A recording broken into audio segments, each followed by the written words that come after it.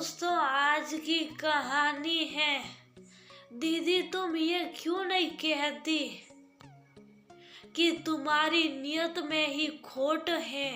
दोस्तों, कहानी शुरू करने से पहले अगर आपने अभी तक सब्सक्राइब नहीं किया हो तो कर लीजिए ताकि आपके पास पहुंचे हर नया वीडियो।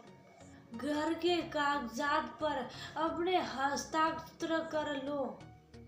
हम दोनों भाइयों को बहुत सारे काम हैं। एक कागज के टुकड़े को शिवा ने अपनी बहन धर्मिणी की दिखाया। धर्मिणी अपने बड़े भाई का मुंह शुभ साफ निहारती रही और अपने काम में लग गई। क्या हुआ? तुम्हारा मन बदल गया यार धर्मिणी। तुम्हारे विवाह करने योग्य राशि तो दादी ने पहले ही छोड़ रखी है और तुमने ही तो कहा था कि तुम वह घर मेरे और भैया के नाम कर दोगी।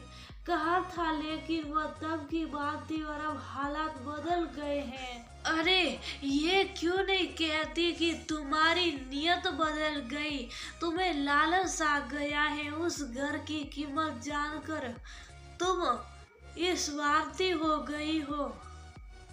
हाँ, हो गई हो मैं स्वार्थी। आप नहीं है स्वार्थी, बस अकेली मैं ही हूँ। अरे मैंने तो कागजात पर हस्ताक्षर करने से मना किया है और आपने तो अपनी मरती हुई दादी की दवाइयाँ लाने से इनकार कर दिया था। आप ये कैसे भूल गए कि जब हमारे माँ पापा गुजर गए तब उसी दादी ने हमें साथ दिया था। वो आपके लिए सिर्फ घर होगा लेकिन मेरे लिए मंदिर है। ये मीठी मीठी बातें कर मुझे बहला मत। ये क्यों नहीं कहती कि तेरी नियत में ही खोट है। वाह भैया, आपने हमेशा चोरी और बेईमानी का चश्मा ही पहना है तो आपको दूसरे लोग भी वैसे ही नजर आएगा ना। गांव के इस घर में दादी की यादें बसती हैं। यहाँ की सुनसान गलियों में आज भी दादी की आवाज गूंज रही है। घर की दीवारों में हमारी बचपन की हर सिसकी और हंसी छिपी हुई है। इसके हर कोने से दादी की बातें को सुना जा सकता है। यहाँ की सुबह हमेशा एक नए आरंभ की भावना लेकर आती है, जैसे कि गुलाब की खुशबू हवा में एक नई कहानी लिख रही हो। उस घर में दादी माँ द्वारा सुनाई गई कहानियां हमें एक अद्वितीय यात्रा पर ले जाती थी, जहाँ प्रेम, समर्पण और साहस का रंग सजीव हो जाता था। इस घर की दीवारों से हमेशा ये सीखने को मिलता है कि पहाड़ जैसी मुसीबत भी सिर के ऊपर सत होने से अपना मुंह मोड़ लेती है। प्यार और समर्पण से ही असली खुशियाँ मिलती है।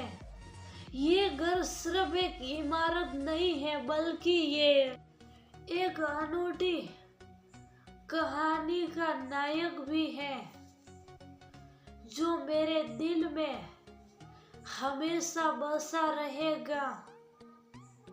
इस घर में मैंने अपने गुड्डे और गुड़िया का विवाह रचाया था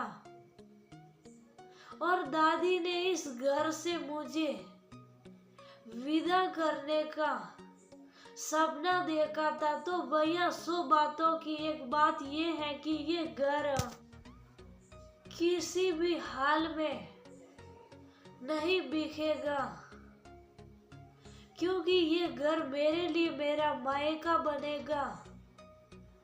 शिवा उसकी बातें सुनकर ठहाका लगाकर हंसने लगा।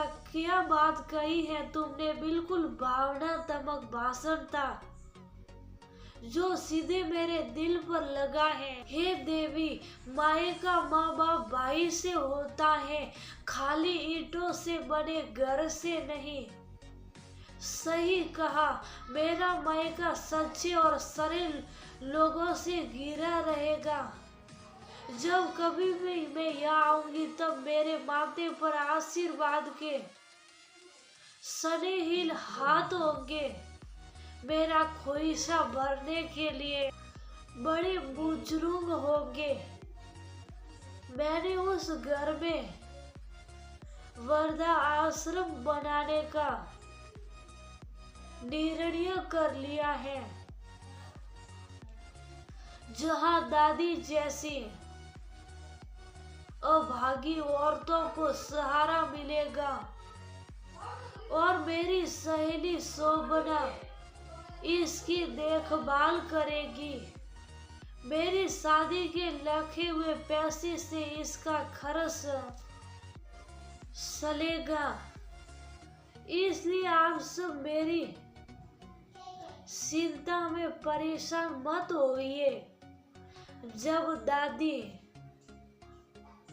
अपने जवान बेटे बहू को खोने के बाद भी नहीं लड़खड़ाई तो मैं जिंदगी के पथरीले रास्तों पर अकेले क्यों नहीं चल पाऊंगी।